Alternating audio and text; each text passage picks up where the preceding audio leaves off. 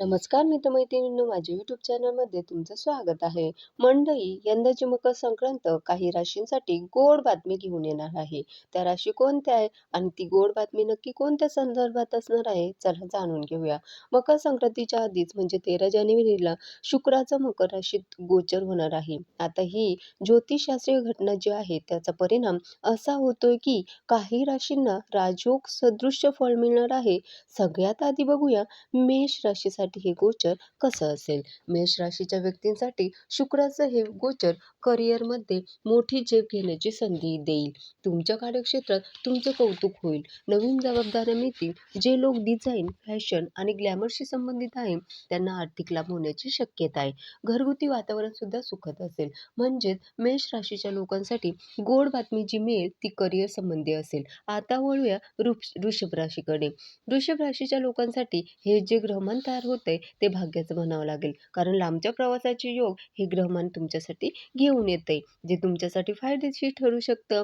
आध्यात्मिक कार्यात तुमची आवड वाढेल. नशिबाची साथ मिळाल्याने तुमची रखडलेली कामं पूर्ण होतील. उच्च शिक्षणासाठी हा काळ उत्तम आहे. आता वळूया मिथुन राशीकडे. मिथुन राशीच्या लोकांना अचानक धनलाभाचे योग संक्रांत घेऊन येतील. आरोग्याकडे मात्र दुर्लक्ष करू नका आणि गुप्त शत्रूंपासून सावध राहण्याची गरज आहे. वैवाहिक आयुष्यात जोडीदाराशी संबंध याआधी तणावाचे असतील तर ते सुधारतील.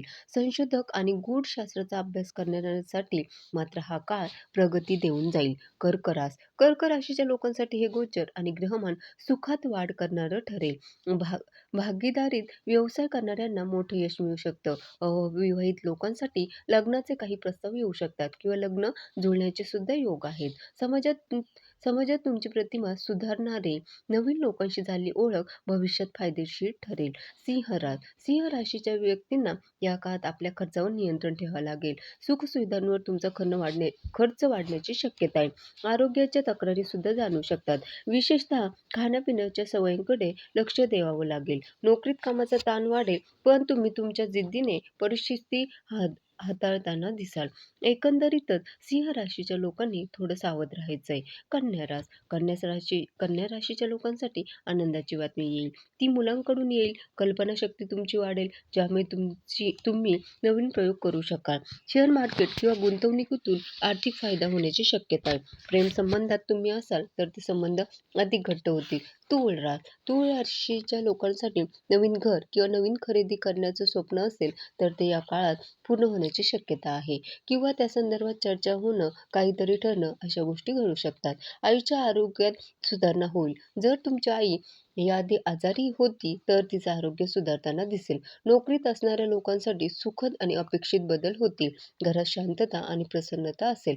वृश्चिक राशीच्या लोकांनी जी आनंदाची बातमी मिळेल ती भावंडांकडून मिळण्याची शक्यता आहे, कारण भावंडांकडून तुम्हाला सहकार्य पण मिळेल. प्रवासात धनलाभाचे योग आहेत. तुमचं संवाद कौशल्य सुधारणारं आहे, ज्यामुळे तुम्ही महत्त्वाच्या करारांमध्ये यश मिळवाल. मित्र-मैत्रिणींसोबत आनंदात वेळ घालवाल.